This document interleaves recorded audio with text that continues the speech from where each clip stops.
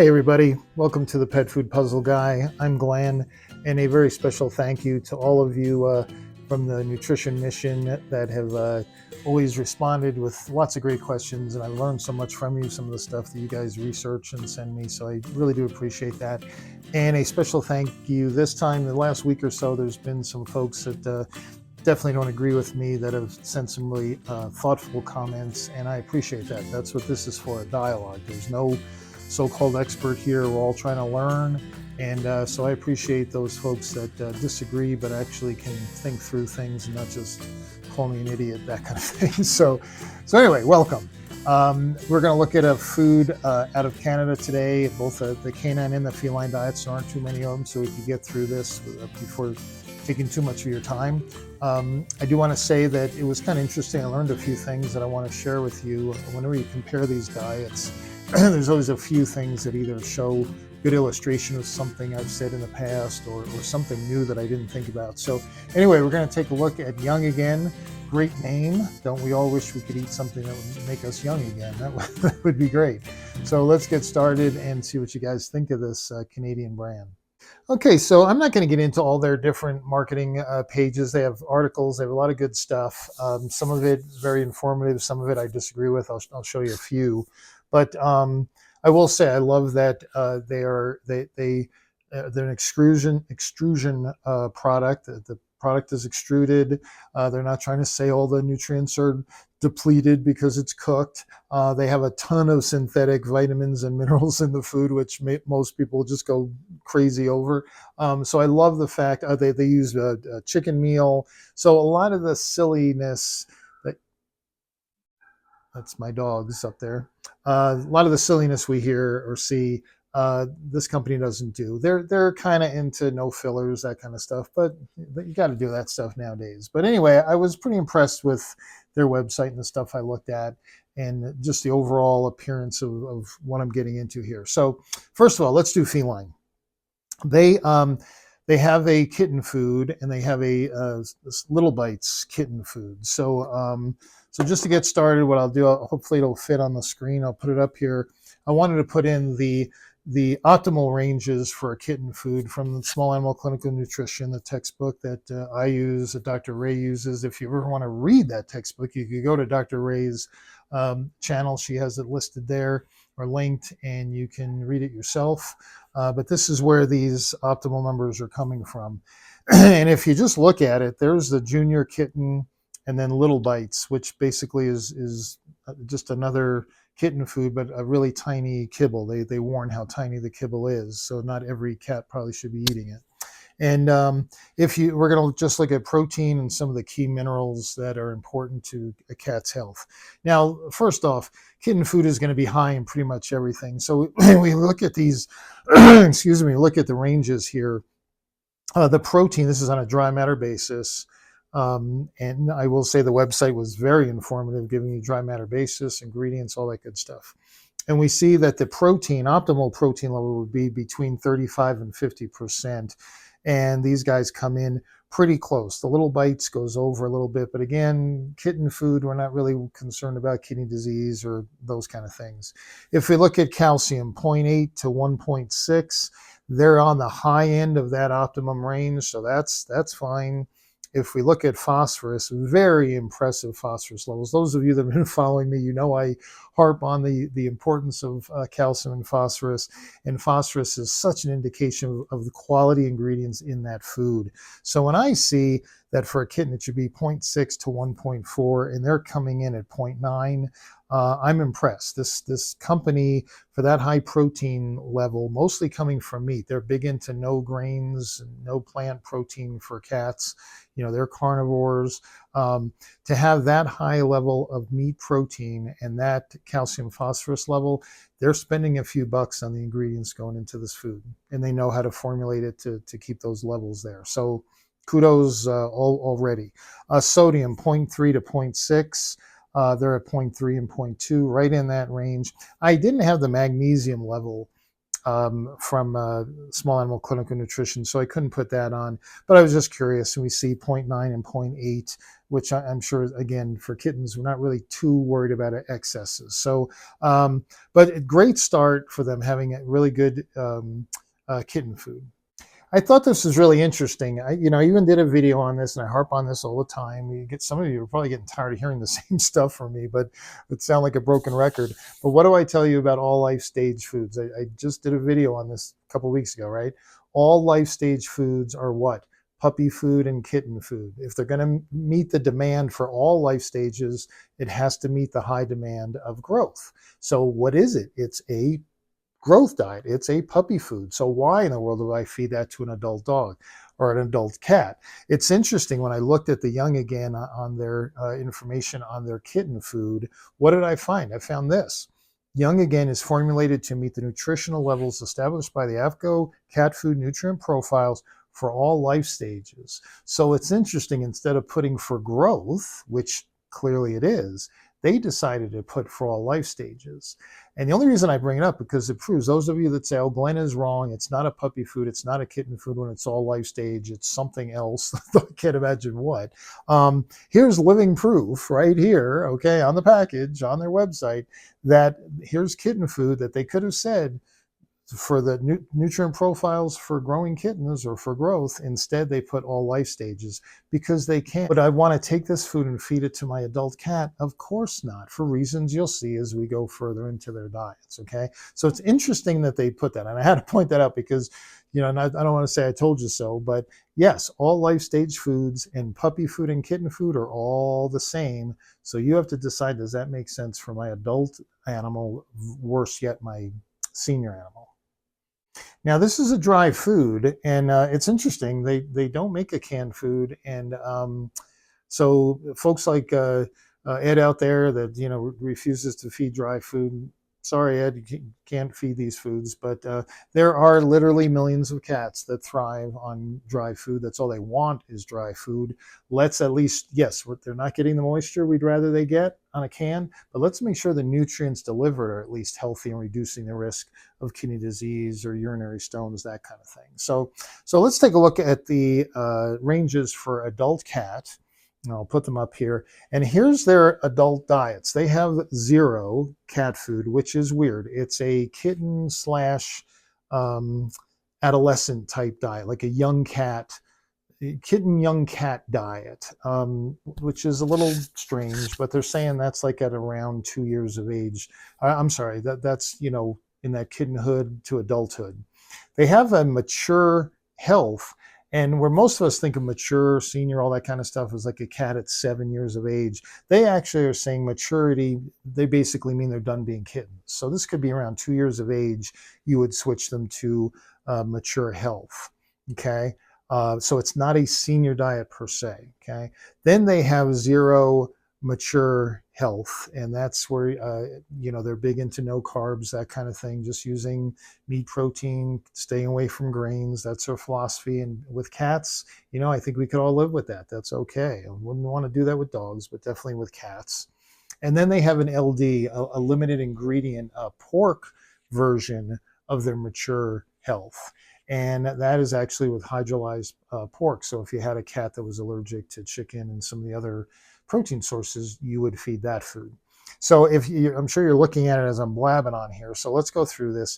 If we look at the protein level of 30% to 45%, every single one of these diets is over the optimal range. It's the age we're living in. I guess I'm just going to have to get used to it. And because the marketing is too powerful, and that's what's going on. So when I find a cat food that's actually within the optimal ranges, holy cow, I think I'm just gonna have a party or something, because that's crazy. You just can't find it anymore. It's out there, but it's rare. But if I'm going to have high protein, what's critical? Let's make sure that the minerals that are delivered with that high protein, whether it's meat, plant, combination, whatever, that they are restricted and controlled to reduce the risk of stones in that cat. And if you look at it, let's look at calcium and phosphorus. We look at calcium, 0.6 to 1%. That's the optimal range. What do we find with zero? This is that weird diet that's a kitten young adult diet. It is, of course, higher in calcium, and we see the phosphorus is right at just outside the optimal range. So it's a little high compared to some of the diets out there, though, not that bad. But because it's for kitten slash adult, we're going to see higher mineral content. You just have to. If you look at sodium, sodium is great. And then there's magnesium at 0.08. Now that's twice as much as the other diets, but as far as I believe, that's not excessive. Okay. The problem with the zero cat food is, I believe I have it somewhere. Yeah, if I'm just looking at my slides here, zero cat and kitten formula is formulated to meet the nutritional levels established by AFCO cat food nutrient profiles. You guessed it, for all life stages. So here's a so-called kitten slash adult diet, but what is it really? It's a kitten food. Just another version of them with another kitten food that's pretty similar. As a matter of fact, how it's not that different than the kitten, the other two kitten foods they have. So being an all life stage food, I'm not too impressed with the zero cat food. But hold on, okay, I want to be fair. Let's keep going. The mature health. Now, again, this is not saying senior, 7 years old. This is just saying 2 years old and older. It's a full adult cat here. For lots of years, it could be feeding this food before it's a geriatric cat. And what do we find? Again, the protein level, of course, the optimal range goes up to 45% higher than dog, but 57, okay, it's up there. If we have to live with that, what's our question? Well, let's look how good the protein source is. And what do we find? 0.74. Whoop, I left a decimal point out there. It's not 74%. 0.74% calcium, 0.65 phosphorus. And where is that on our scale of optimum? Right in there. Okay. Again, I'm impressed whenever I see high protein with optimal mineral levels. That food company is doing something right, even though I don't like the high protein.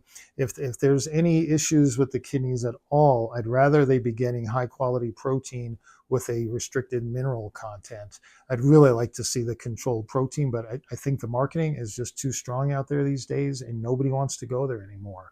It's only going to be Purina, Hills, Royal Canin, some of the other food companies out there that are much more involved with veterinary nutritional, that are going to stick to their guns and not produce diets with excess protein. But anyway, I don't want to rattle on here. What do we see with sodium? 0.3 right in the middle. And then there's magnesium, half the magnesium that we saw in that zero kitten and cat food diet. Okay, so mature health, got to say, very impressed. This is exactly what you're looking for. Again, I'm concerned about kidney disease in a cat. I'm concerned about urinary stones. Definitely, urinary stone wise, this is fabulous to help reduce the risk of stones, both struvite and calcium oxalate. And again, it just shows, sure, the protein level's up there, but the company is at least investing in good quality meat meals, and their meals. How about that? Instead of fresh, organic chicken from Happy Chickens and all this other stuff, what do we have here? A company that's being pretty darn honest in a lot of respects, using synthetic vitamins and minerals, or using chicken meal instead of playing, the chicken is magic, all this kind of stuff, or real meat and all that other stuff. And voila, when I look at the nutrient levels, darn impressive. Here's their zero mature health. And with this one, I think this was the one that has zero carbs at all. I didn't put the fat and carbs in here, but at times they're using protein for energy rather than carbs or the fat. They seem to know what they're doing here. And their website, I didn't see anything about who their nutritionists are, and they didn't blast about it. We have all these wonderful board certified nutritionists. I was kind of surprised they didn't. But again, bottom line, I got to look at the nutrients. That's what matters most to me. And when we look at the zero mature health, what do we see? Calcium level 0.6 and phosphorus 0.5. Now we're getting into renal diet territory here. This is really impressive. Again, why it's at 57, almost 58% protein. Oh, that makes me nuts. But at least they're doing the other part really well. Okay. Sodium, again, 0.31, and there's the magnesium, the same. Then you get into their hydrolyzed pork version of the mature health. And what do we see? Even another percentage in protein. So they're definitely using protein here. I bet if I had looked at the fat and carbohydrates, they're using protein for energy here instead of fat. I would guess anyway. But what do we find? Calcium and phosphorus still well within that great range that I'm thoroughly impressed with, as well as sodium and magnesium. So I don't think I've seen a line of cat food. And this is dry. It's kind of surprising. They don't have a canned version. I probably should go back to the website and check, but they have a limited uh, product line. But and I would like to see canned. I mean, I've shared on here. I do believe canned. The moisture from canned is beneficial. But man, if you're going to make it dry, this is the kind of dry to make. Again, I just wish I could get that protein level down 10% or something. But and now, why do they do that high protein? Good question. Well, actually, before I answer that question, I just want to show you when you look at the mature health, and this is true with the limited ingredient mature health as well. Here's their nutritional statement. Mature health premium high protein cat food is formulated to meet the nutritional levels established by AFCO cat food nutrient profiles for maintenance. So it is not an all life stage food, which we could guess looking at those excellent mineral levels. There's no way that could be a all life stage food.